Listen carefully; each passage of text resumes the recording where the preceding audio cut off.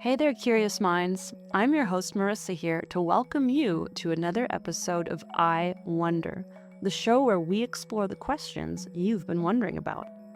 We dug up a new question for you from Blake from Tulsa, Oklahoma. Blake wrote, "It's always so hard for me to get my cats, George and Nala, to take a bath.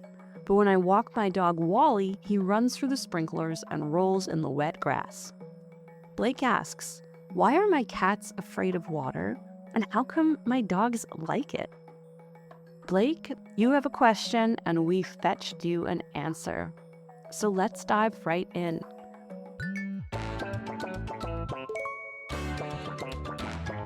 Wow. First, we need to look into the history of our feline and canine friends long before they were sleeping on our couches. Most of our modern domestic cats are descendants of wild cats that lived in Western Asia and the Middle East. We're talking about dry, hot areas like the deserts of Egypt, Turkey, and Iran. In a desert, there aren't exactly many lakes or giant rivers to go swimming in. Because their ancestors didn't grow up around water, cats never really learned how to deal with it. To a cat, water is a strange, unpredictable substance. But don't worry, your cat won't lose all 9 lives if it falls into your pool. Cats can actually swim, but they'll only do it for survival or if they absolutely have to. Other than that, they really don't want to be near water. You may be wondering, but my cat's not crossing the Mississippi. It's just a bathtub. I'm with them. Why do they still hate it? There's also a very practical reason for their hatred of the bathtub. Their fur. A cat's coat is like a high-tech, multi-layered winter jacket. It's designed to keep them warm and protect their skin. However, when the fur gets soaked, it becomes incredibly heavy. It's like the feeling of wearing soaking wet socks, only over your entire body. Other than being uncomfortable, it also affects their movements. Imagine trying to run a race while wearing a giant soaking wet wool sweater that weighs twice as much as you do. For a cat, which relies on being fast and agile to catch prey or escape danger, being weighed down by water feels like a major safety risk. Uh-oh. Plus, a cat's fur takes a long time to dry. Being wet and cold makes them feel vulnerable and uncomfortable, and if there's one thing cats hate, it's not being in total control of their environment. Then, there is the issue of the smell. Cats are obsessive cleaners, and they spend about half their waking hours grooming themselves to make sure they smell just right. They don't just lick themselves for hygiene. They also clean themselves to maintain their scent signature, or signature scent. When humans wash a cat, it affects things like the level of sebum on their fur. Sebum is a natural oil that helps protect the cat's undercoat, making it a little more water resistant.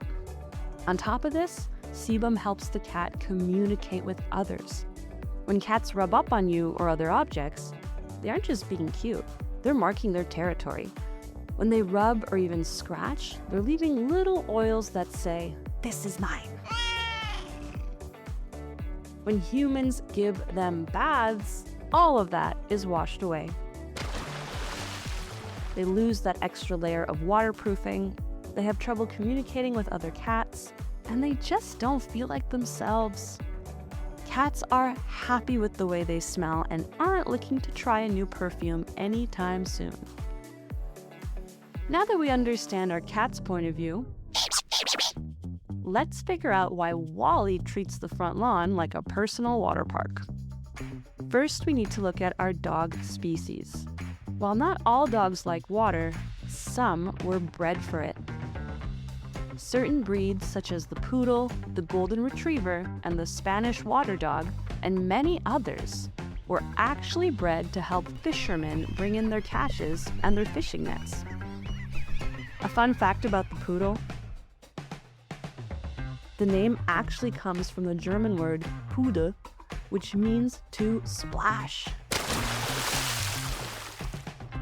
Other dogs, such as the Newfoundland, were bred by the British in Newfoundland, Canada, for water rescue.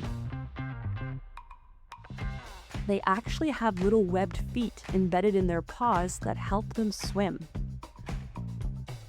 All these dogs look so different, though.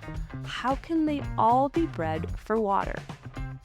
This is because of two factors called adaptation and selective breeding. Adaptation is how an animal changes to fit its environment or its job. For example, the Newfoundland needed to stay warm while performing rescues in those icy waters off the coast of Canada. So it adapted an extra layer of fur called the double coat. This makes the dog water resistant and keeps it warm against the cold. The poodle, however, didn't need to stay as much warm as it needed to be fast and buoyant. This is where hydrodynamics comes in. And that's a fancy word for how objects move through liquids. The poodle has a single coat to make it agile and hydrodynamic, meaning that water doesn't weigh it down as much. Their thick, curly hair also traps tiny pockets of air, acting like a natural life jacket. So when they dive for a net or a fish, they can quickly return to the surface. Seeing that the curlier hair for poodles or the thicker fur for the Newfoundland was successful, humans used selective breeding to make sure these exceptional qualities were passed down to every puppy in the breed. So, now we know about water dogs. But what about non-water dogs? Some non-water dogs actually love water, while others will try to avoid it. Dogs like the Great Dane, while not bred for water, actually enjoys playing in it. Other dogs, however, such as the pug, might try to enjoy large puddles, but they're actually terrible swimmers. Due to their front-heavy build and flat faces, they can sink like a stone. Not a great combination. Other bigger, more athletic dogs, such as the boxer, also often dislike water because their flat faces make it hard for them to breathe comfortably while swimming. For those of you at home who find that your golden retriever runs from water, or your cat got bored and swam to the buoy and back, you might be wondering, well, why is my pet the exception? That comes down to one simple answer. Their personalities, of course. Oh. Just like you and me, our pets have personalities that sometimes go against their nature. The reason why humans feel such a rush when they go on a roller coaster or skydiving is called adrenaline. Usually, adrenaline is supposed to tell your body to stop doing something scary. But we do it anyway because it's fun. Dogs are the same way. If you go online, there are plenty of videos of cats getting in the ocean for a nice swim, just like there are videos of dogs who won't dip a paw in the pool. So while most dogs like water and most cats don't, sometimes there are exceptions. So the next time you see a dog belly flop into a lake while your cat watches safely from the windowsill, you're seeing thousands of years of history in action. One is a desert-dwelling master of staying dry, and the other is a high-tech swimming machine designed for the high seas. Thanks again to Blake for such a great question. And remember, if you have a question you're curious about, submit it on our website, iwonderpodcast.com, and we might just feature it in the next episode of I Wonder.